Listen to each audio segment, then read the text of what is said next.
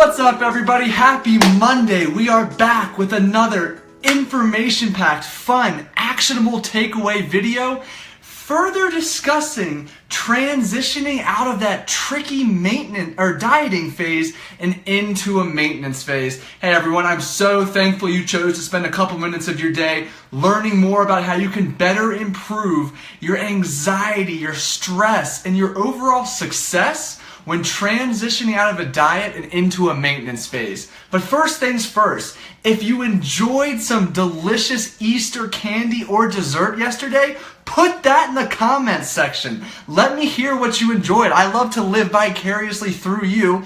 Of course, me, the wonderful Cadbury egg. I had a lot of Cadbury eggs and some Reese peanut butter cups and Reese peanut butter eggs yesterday. I mean, it's just not Easter without those candies, at least in my life. So please, tell me below, what Easter candy did you enjoy yesterday? And if you don't celebrate Easter, I still hope you had a wonderful Sunday. Tell me what the heck you ate yesterday. What was something delicious that put a big smile on your face? I'd love to see it, guys. Anyway, let's get to it. Tonight we are discussing where you should place your focus after a dieting phase. What should your next goal be now that the scale is completely outside of the equation? For the past few months of a diet, this may be specifically related to you or it's coming up in the future, you've been locked in on that scale number. You know, you're striving for 0.5 to 1% of your body weight each week, and you may even have a specific goal number in mind. Ooh, Caroline, what do we have? Chocolate chip Quest bar. Ooh, post running the Harvard Stadium. Well done, yummy. Awesome. Anywho, so we had this specific scale-oriented goal in mind for weeks and months on end. And when we transition out of that dieting phase, and as we talked about last week, that scale is only one piece of the puzzle, but now it's even an even smaller piece of the puzzle. And that can be a very uncomfortable period. You know, it can really increase anxiety. Ooh, carrot cake, delicious. Ooh, even a little bit of vegetable friendly too. Now, you can become very stressed because you're no longer focusing on the scale. And let me, quickly play out how powerful that scale is. That scale is your guiding light throughout a dieting phase. You want it to look like this. In reality, it looks like this. But in a sense, it keeps you accountable and on track because when you've been straying off your plan, the scale is going to start to trickle up instead of down. If you're eating well, exercising, and staying positive and consistent, the scale should be trending down over time, even if it looks like this in the process. But now that the scale's out of the equation, you need to take that pent-up energy and focus and put it on something else. This is very important, not only to keep you sane and successful, but also to A, help you maintain the hard work you just put in the last couple of months, and B, now that you're going to have more energy because you're eating much, you need to direct it appropriately. Without having another concrete, specific goal in mind, you are much more likely to become lax, complacent, and looser with your eating. Oh, Asia, what we had? Green beans, quinoa, ham, spaghetti squash. No dessert. Wow, staying strong. Quick round of applause there. Very nice. So what the benefit is of having another goal is it helps you to stay accountable, motivated, and focused, and ultimately will help you to further understand the value eating well plays in helping you to maintain the progress you've just achieved. And since the goal is out of the scale is a goal or a number that is out of the equation, where I strongly encourage you to turn your focus to next is an exercise-specific goal. And hear me out here. Here's what I'm hoping you do. I want you to choose an exercise and actually set a realistic, challenging goal that's either a 1RM if you are entering a strength phase and are experienced and comfortable testing 1RMs. Now, don't do it right out of a diet, but it's a number you're working to for 8, 12 weeks down the road. Or set a specific rep-based goal. What I mean by that is take the 135 pounds you're doing for exercise A and see if you can, instead of doing it just 6 times, eventually work your way up to 10, 12, maybe 15 times. Have a clearly defined exercise-specific goal. What this does is it helps you to not only stay motivated, accountable, and give you something to actually work towards, but you begin to realize that if you do not continue to eat well and to eat well consistently, your performance is going to take a hit. And instead of working towards that exercise-specific goal, you're going to start working away from it. Your eating may actually be holding you back because now all of a sudden you're throwing in a bunch of extra crap, you don't feel 100% heading into your workout, you're recovering poorly, and these little actions compound on one another and add up. And before you know it, 3, 4, maybe even 5 days a week, your exercise sessions are half-ass. You're not getting a good workout in, and it's showing because you're still using the same weight and struggling to hit the same number of repetitions day after day, week after week. Patricia, let's say, are you saying what we ate on Easter? Yes, I want to hear what you ate on Easter. Ice cream. Wonderful. Now, taking that exercise-specific goal one step further, I love this approach. I'm excited to share it with you because I've used it personally, especially with my last 2 dieting phases, and found it immensely helpful to keep me sane and on track.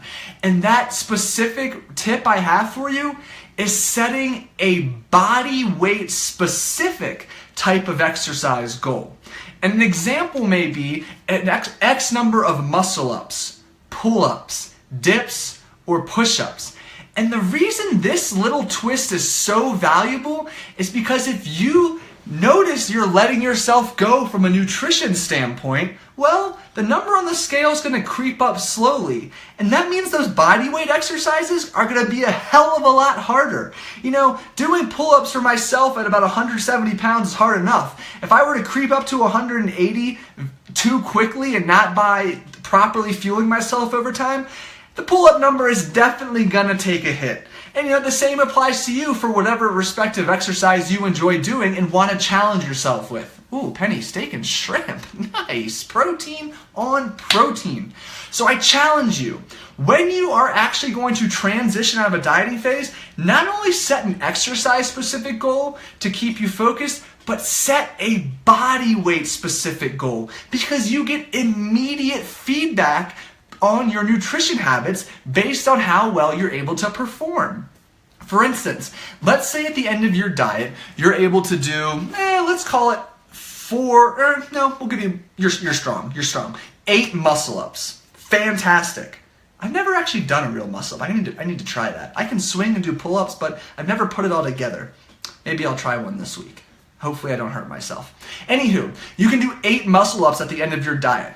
Well, as I mentioned, energy and strength should be slowly coming up as you gradually increase food. That means your muscle-ups should be benefiting from eating well. You shouldn't be surprised to hit 9, 10, string together even 11 or 12 in a row shortly after increasing your food intake.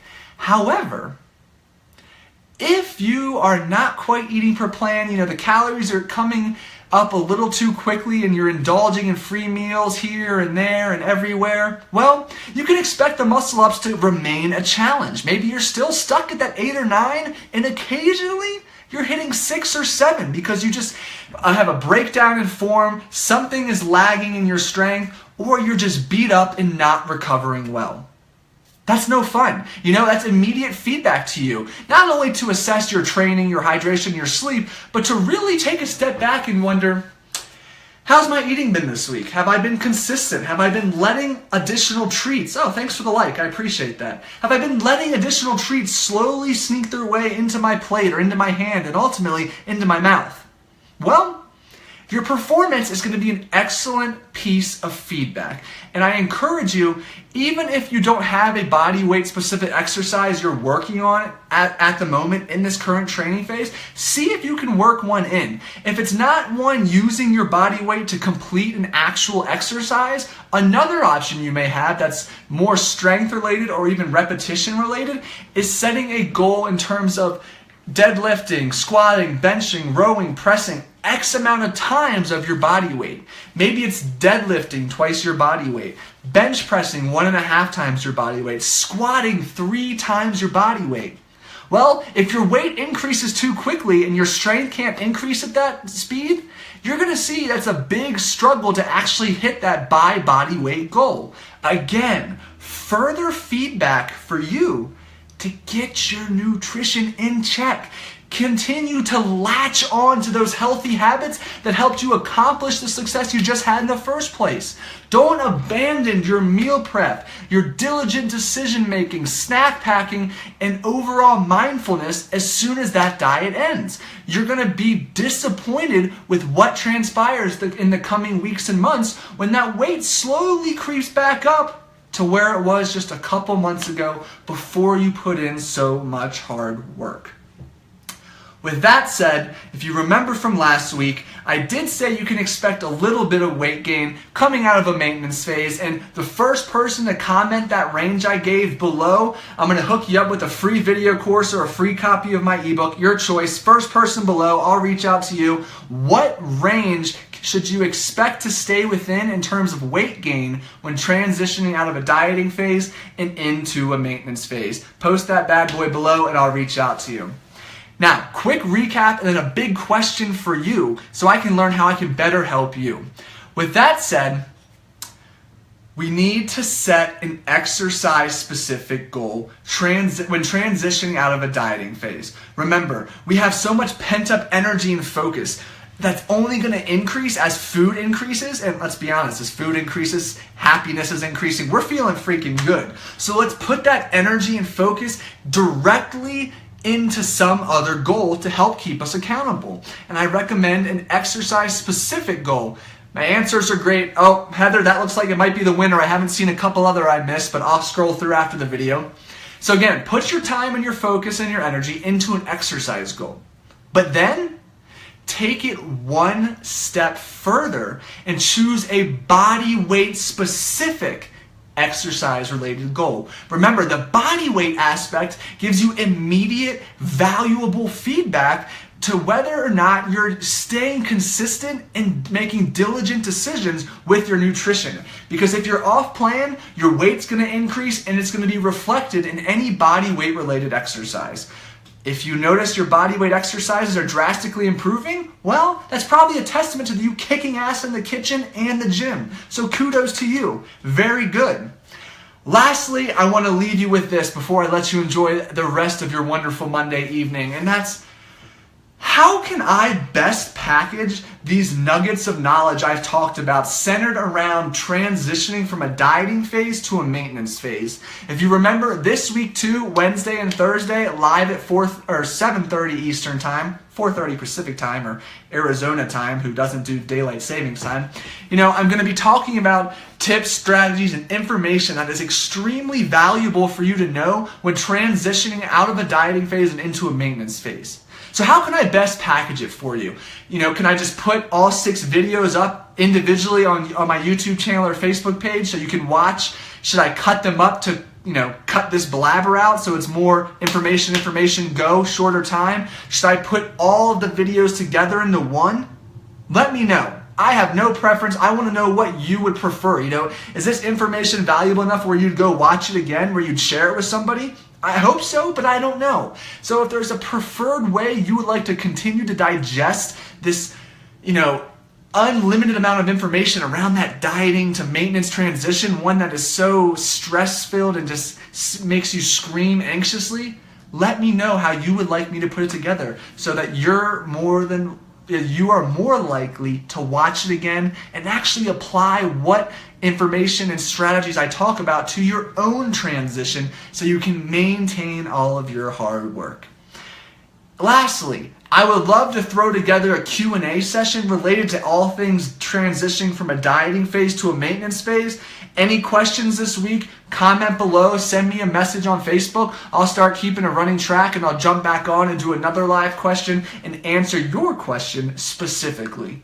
Other than that, thank you so much for tuning in, everyone. If you liked what you're listening to, please give it a thumbs up, tag someone below who you think would benefit, or even better, if you really want to do me a favor, share this video. I would greatly appreciate it. The more people I can reach, the more people I can provide, invaluable, actionable, science-based information that's just easy to understand, practical, no nonsense or any BS like that. Hey, give it a share. I would greatly appreciate it. And you know what? I'll see you on Wednesday. I'm looking forward to it. Can't come soon enough. So enjoy the rest of your night, and I'll see you then.